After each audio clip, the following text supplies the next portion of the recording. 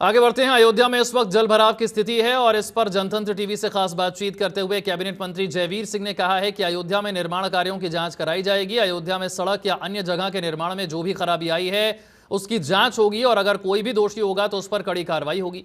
विपक्ष की तरफ से कई दिन से झूठ फैलाया जा रहा है। वहीं पेपर लीक मामले पर भी कैबिनेट मंत्री जयवीर सिंह ने अपने विचार जनतंत्र टीवी के साथ साझा किए हैं। क्या कुछ कहा, आपको सुनवाते हैं। हमारे साथ उत्तर प्रदेश सरकार के कैबिनेट मंत्री जयवीर सिंह हैं। अयोध्या आजकल चर्चा में है, चाहे सड़क के धंसने का मामला आया, फिर जल भराव का आया, दीवार गिरने पर समाजवादी पार्टी के मुखिया अखिलेश यादव भी लगातार सरकार पर सवाल उठा रहे हैं कि ये कैसा विकास।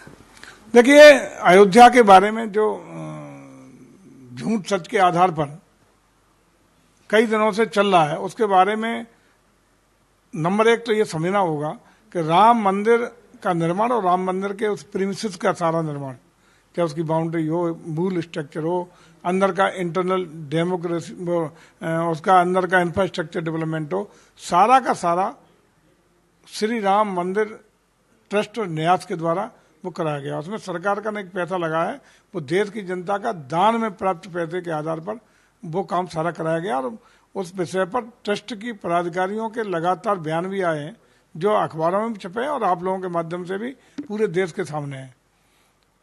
जहाँ तक वहाँ की पर्यटन सुविधाओं के लिए, श्रद्धालुओं की सुविधाओं के लिए, वहाँ के विकास के लिए, अन्य कामों का मामला है, तो मैं समझता हूँ कि अद्भुत और अभूतपूर्व तरीके से काम हुए हैं।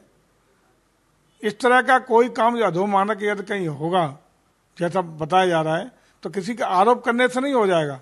यदि वो कहीं जांच में इस तरह का अधोमानक काम पाया जाता है, जांच के दौरान पाया जाता है कि कार्य में कहीं अनियमितता हुई है, तो आप भी जानते हो कि आदरणीय मोदी योगी जी के नेतृत्व में सरकार के इन 7.5 सालों में कभी भी किसी भी व्यक्ति को जिसने भ्रष्टाचार किया हो, जिसने अनैतिक काम किया हो, उसको बख्शा नहीं गया है।